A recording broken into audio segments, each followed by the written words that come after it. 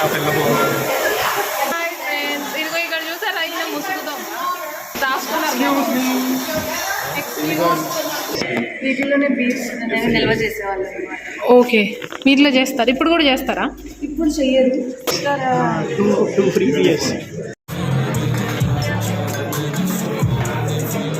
Hello అండి, welcome back to Saritha talks and blogs. అందరూ ఎలా ఉన్నారు? నేనైతే చాలా బాగున్నాను. వీడియో వచ్చేసి it's all about Netherlands trip అనమాట. ఒక 3 days నెదర్లాండ్స్ లో ఫుల్ గా తిరిగేసాము. ఏ ప్లేసెస్ విజిట్ చేసాము నెదర్లాండ్స్ లో అనేది ఈ వీడియోలో నేను మీతో షేర్ చేసుకోబోతున్నాను. ఫస్ట్ స్టార్ట్ అయ్యే ముందు మాత్రం అబ్బా 3 days కదా, చాలా చూడొచ్చు, మొత్తం తిరిగేయచ్చు అనుకున్నాము. బట్ ఎంత పర్ఫెక్ట్ గా ప్లాన్ చేసుకున్నా గానీ జస్ట్ 3 days కదా, అంతా హరీగా అయిపోయింది. ఫస్ట్ డే అయితే మేము రోటర్డామ్ వచ్చేసాము.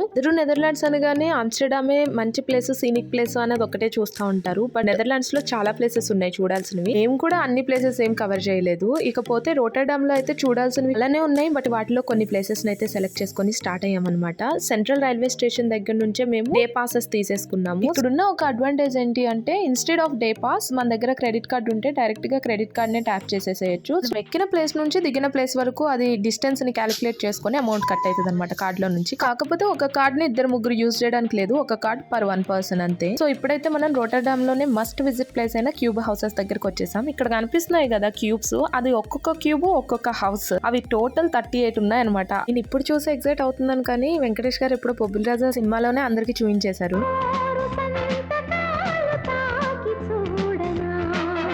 అయితే నేను వీటిని చూసి ఇది జస్ట్ ఏదో అలా వచ్చి టూరిస్టులు చూసి ఫొటోస్ దిగి వెళ్ళిపోతారేమో అనుకున్నా. బట్ కాదు, అన్ని హౌసెస్ కూడా రెంట్ కి ఇచ్చేసారంటండి. ఒక్కొక్క హౌస్ వచ్చేసి 450 euros అంట రెంట్. అండ్ ఓన్లీ ఒక్క ఇంటిని మాత్రం ఇలా టూరిస్టులు వచ్చి చూస్తారు అని వదిలేశారంట. ఇది కూడా వీళ్ళకి ఇన్కమ్ ఒక విధంగా చెప్పాలంటే, ఎందుకంటే ఎంట్రీ టికెట్ అమౌంట్ తీసుకుంటున్నారు కదా. ఈ క్యూబ్ హౌసెస్ చూడటానికి చిన్నగా ఉన్నాయి కానీ 2 floors ఉన్నాయి. ఫస్ట్ ఫ్లోర్ లో టికెట్ కౌంటర్ పెట్టారు. తర్వాత పైనకి వెళ్తుంటే పైన వాళ్ళు దిగుతున్నారని ఆగాను పక్కన. బికాస్ స్టెప్స్ అంతా చిన్నగా ఉన్నాయో. స్టెప్స్ ఎక్కడమే డైరెక్ట్ గా లివింగ్ రూమ్ లోకి వచ్చేస్తాము. లివింగ్ రూమ్ లో వచ్చేసి ఇలా జస్ట్ ఏదో షెల్ఫ్ లాగా పెట్టి అండ్ అలానే ఒక టేబుల్, ల్యాంప్స్ కూడా పెట్టారు. ఇంట్లో నుండి కనెక్షన్ ఉందన్నమాట బెడ్రూమ్ లోకి. బెడ్రూమ్ లో వచ్చేసి ఒక bed, dressing table and ventilation కి ఒక విండో పెట్టారు. ఈ విండోస్ అయితే ప్రతి ఒక్క రూమ్ లో ఉన్నాయి. రూమ్స్ అయితే చాలా క్యూట్ గా చిన్నగా ఉన్నాయి. 2 persons కి అయితే ఇనఫ్ సరిపోతుంది ఇది. అండ్ ఈ బెడ్రూమ్ లో నుంచి బయటకు రాగానే వాష్రూమ్ ఉంది. వాష్రూమ్ చూడండి ఎంత చిన్నగా ఉందో అసలు. అంతా అయిపోయింది ఇంకా ఈ ఫ్లోర్ కి. 2 rooms అంతే ఈ ఫ్లోర్ కి. నెక్స్ట్ ఫ్లోర్ లో వచ్చేసి చిన్న పాట్స్ లలో మొక్కలు అవి పెట్టి 2 సోఫాలు వేసి చుట్టూ విండోసే ఉన్నాయి.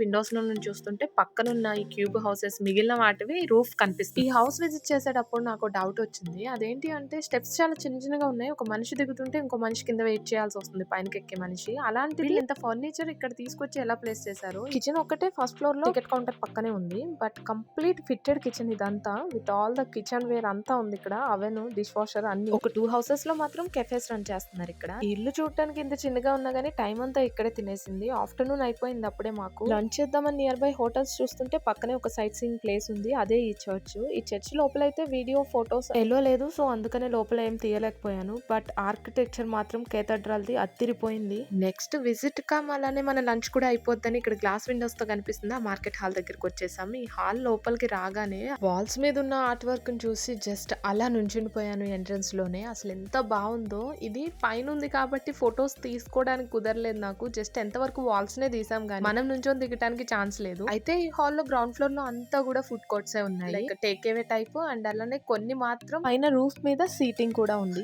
జస్ట్ వాళ్ళు ఏదో ఈ ఆర్ట్ వర్క్ ని చూసి ఎంజాయ్ చేస్తూ తినడానికి ఏమో మరి. ఈ మొత్తం కాంప్లెక్స్ లో 228 అపార్ట్మెంట్స్ ఉన్నాయంట. ఫ్రమ్ ఫస్ట్ ఫ్లోర్ మేమైతే ఇంకా ఫైనల్ గా ఒక రెస్టారెంట్ దగ్గరకు వచ్చేసాము. Indian restaurant.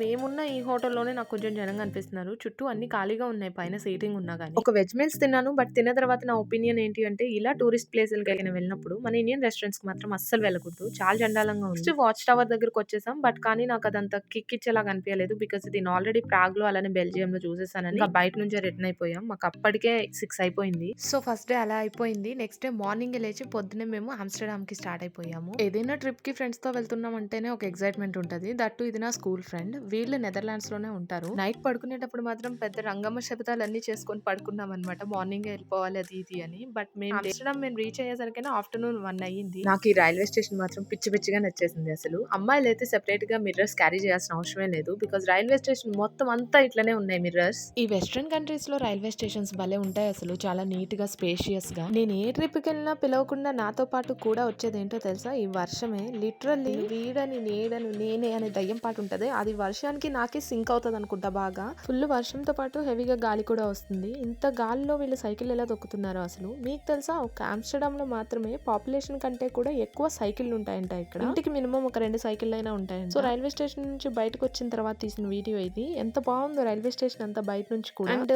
దీనికి ముందు ఒక కెనాల్ ఉంది. ఆమ్స్టర్డామ్ అనేది అసలు ఆమ్స్టర్ అనే ఒక నది మీద కట్టిన సిటీ అట ఇదంతా. సో అందుకనే దీనికి ఆమ్స్టర్డామ్ అనే పేరు. త్రూ అవుట్ ద సిటీ మొత్తం కూడా కెనాల్స్ ఇట్లనే ఉంటాయి. యాక్చువల్లీ కెనాల్స్ లో బోట్ ట్రిప్స్ కూడా ఉంటాయి. పక్కకు పెట్టారు కదా బోట్స్, వాటిలోనే తీసుకెళ్తారు ట్రిప్స్ కి. మేము వచ్చేసరికేనే ఆఫ్టర్నూన్ అయిందని చెప్పాం కదా, సో తినేసి ఎక్కడికైనా వెళ్దామని నియర్ బై రెస్టారెంట్ చూస్తే ఆ వాకబుల్ డిస్టెన్స్ లోనే రైల్వే స్టేషన్ పక్కన చైనీస్ రెస్టారెంట్ ఉంది. సో ఇక్కడికి వచ్చే చైనీస్ రెస్టారెంట్ అని చెప్పాను కదా, సో వాళ్ళ కల్చర్ కి తగ్గట్టుగా చాప్ స్టిక్స్ ఇచ్చారు, స్పూన్స్ ఇవ్వలేదు. మొత్తానికి వెళ్ళాను, కుస్తీలు పడి లంచ్ అయితే కంప్లీట్ చేసేసాము. దాని తర్వాత ఈ వర్షానికి ఏదైనా కొంచెం ఎక్కువసేపు టైం స్పెండ్ చేసే ప్లేస్ అయితే బెస్ట్ అని ఒక ప్లేస్ ని ఫిక్స్ చేసాం. అదే ఈ హైనికెన్ బ్రీవరీ.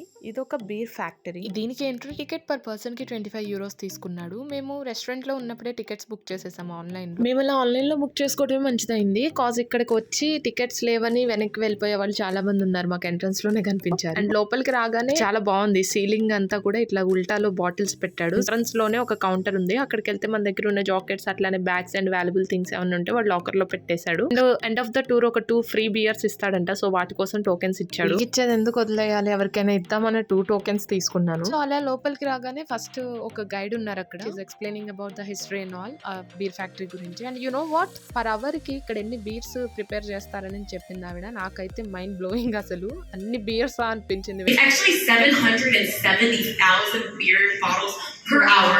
విన్నారు కదా, అన్ని బీర్స్ అంట పర్ అవర్ కి వీళ్ళు ఇక్కడ ప్రిపేర్ చేసేది. చెప్పిన ప్రతి దగ్గర మేము మళ్ళీ అక్కడ ఏదో టెస్ట్ చేస్తున్నాం మరి సైంటిస్ట్ లాగా. దీని తర్వాత నెక్స్ట్ రూమ్ లో ఈ బాటిల్స్ ఏవైతే ఉన్నాయో అవి వీళ్ళు స్టార్ట్ చేసినప్పటి నుండి ఇప్పటి వరకు evolution of the beer bottle. Starting లో ఇట్లుండేనంట, ఇదేదో వైట్ సెరామిక్ బాటిల్ లా ఉంది కదా, బట్ దీని తర్వాత నెక్స్ట్ బాటిల్ ఇది కొంచెం పర్లేదు, లిక్కర్ బాటిల్ లానే ఉంది. మళ్ళీ ఇది మెడికల్ షాప్ లో ఇచ్చే కాఫ్ సిరప్ బాటిల్ లాగా ఉంది. అండ్ ఫైనల్ గా ప్రెసెంట్ ఇప్పుడు యూజ్ చేసేది అయితే గ్రీన్ కలర్ లో ఉన్నది. వెనకాల ఇలా గైడ్ హోలోగ్రామ్ అండ్ వీటి గురించి బాటిల్స్ గురించి ఇన్ఫర్మేషన్ చెప్తున్నారు. భలే ఉంది కదా. అండ్ నెక్స్ట్ వచ్చేసి క్వాలిటీ ఆఫ్ ద స్టార్ట్ అని చెప్పి ఇక్కడ దీంట్లో యూజ్ చేసే ఇంగ్రీడియంట్స్ అండ్ వాటి ప్రాసెస్ మేకింగ్ ఎట్లా ఉంటది అని చెప్పేసి ఒక గైడ్ ఉండి ఎక్స్ప్లెయిన్ చేస్తున్నారు. బీర్ లో వాడే ఇంగ్రీడియంట్స్ ఏంటి అంటే వాటర్, బాలే, హోప్స్ అండ్ ఈస్ట్, తర్వాత బ్రేవింగ్ ప్రాసెస్.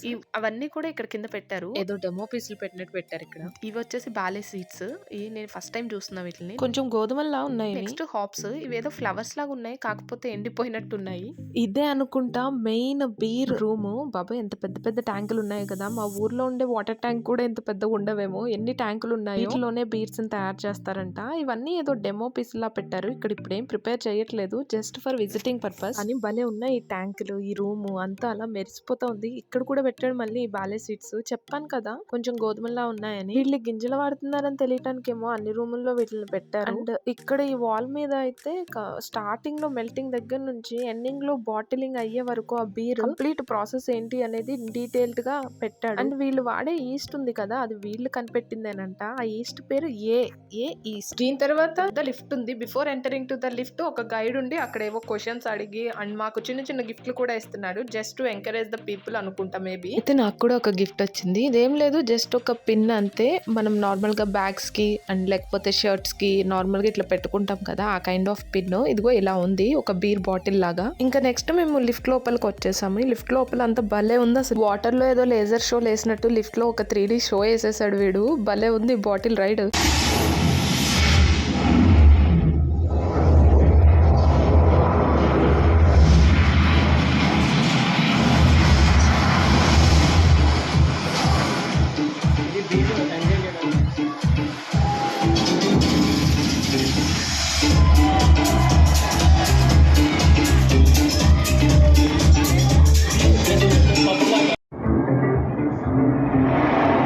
ఇంకా లిఫ్ట్ లో నుంచి బయటికి రాగానే ఇక్కడ ఒక ఆవిడ ఏదో కాఫీ టీలు ట్రేలో పట్టుకొచ్చినట్లు బీర్లు పట్టుకొని వచ్చింది. వద్దే తల్లి అంటే ఆల్కహాల్ 5% ఉంది తీసుకో అంట, ఏదో వీళ్ళ ఇంటికి వచ్చినట్లు. నేను ఇంకా ఇదంతా కూడా బాటిల్ వాష్ అంట. ఇక్కడ ఈ మిషన్స్ ఎంత పెద్ద పెద్దగా ఉన్నాయో భలే వెళ్తున్నాయి చక్కగా. బాటిల్ వాష్ మిషన్ తర్వాత డైరెక్ట్ గా పబ్ లోకే ఎంట్రీ. అంత పెద్ద బీర్ ఫ్యాక్టరీ ఉన్నోడికి పబ్ ఉంటే వీడు తయారు చేసిన బీర్ ఇక్కడికి వచ్చిన కస్టమర్స్ కే పోయొచ్చు అనుకుంటా. ఇదంతా హ్యాండ్కెన్ వాడి స్టోర్. అన్ని కస్టమైజ్డ్ మగ్స్, అలానే గ్లాసెస్, ప్లేట్స్, ఇంకా కొన్ని కీ చైన్స్ లాంటివి.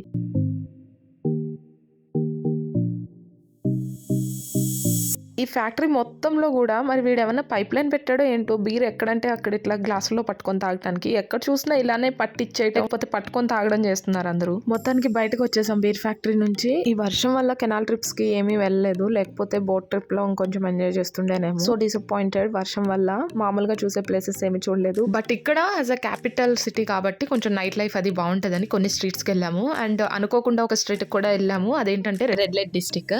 ఎస్, ఇక్కడ నెదర్లాండ్స్ లో ప్రాస్టిట్యూషన్ అనేది లీగల్. అండ్ ఆ పర్టికులర్ ఏరియాకి చాలా సెక్యూరిటీ ఉంది. అంటే ఫొటోస్, వీడియోస్ లాంటివి ఏమి క్యాప్చర్ చేయకూడదు అనమాట. మీకు తెలుసా ఇక్కడ ఆమ్స్టర్డామ్ లో మన క్రికెటర్ సురేష్ రైనా గారికి ఒక రెస్టారెంట్ ఉంది. వెళ్దాం అనుకున్నాం, బట్ మేము ఉన్న దగ్గర నుంచి చాలా డిస్టెన్స్ లో ఉంది. సో నియర్ బై రెస్టారెంట్ లో డిన్నర్ చేసేసి ఇంటికి వెళ్ళిపోయాం. నెక్స్ట్ డే మార్నింగ్ లేచి వర్షం ఉంది. సో కొంచెం లేట్ గానే ఇంట్లో నుంచి స్టార్ట్ అయ్యి కంట్రీ సైడ్ ఉన్న జాండామ్ అనే ఈ ప్లేస్ కి వచ్చాము. ఈ ప్లేస్ అంతా కూడా ఇలానే బ్యూటిఫుల్ అండ్ కలర్ఫుల్ హౌసెస్ ఉన్నాయి. నా ఐ సైట్ ఎంత దూరంగా అనిపిస్తుందో అంతవరకు మొత్తం అంతా ఇట్లానే ఉంది, కలర్ఫుల్ గా అండ్ బ్యూటిఫుల్ గా. ఫొటోస్ కి అయితే ఇది బెస్ట్ ప్లేస్ అని చెప్పొచ్చు. అండ్ కొన్ని బిల్డింగ్స్ పక్కన అయితే ఇలా చిన్న చిన్న పాండ్స్ లాగా, అలానే వాటర్ ఫౌంటైన్స్ కూడా ఉన్నాయి. ఇదైతే ఇంకా బాగా నచ్చింది నాకు. బట్ కానీ మనం ఎక్కడికి వెళ్ళినా వర్షం మనతో పాటు ఉంటది కాబట్టి ఇక్కడ కూడా ఫొటోస్ దిగడానికి ఛాన్స్ లేకుండా జస్ట్ చూసి వచ్చేయడమే అయ్యింది. బట్ ఈ వర్షం అండ్ అలానే వెదర్ కండిషన్ పక్కన పెడితే ఓవరాల్ గా ఎంజాయ్డ్ లాట్. సో ఇలా జరిగింది మా నెదర్లాండ్స్ ట్రిప్. వీడియో నచ్చితే లైక్ చేయండి and thank you for watching. By by until next video.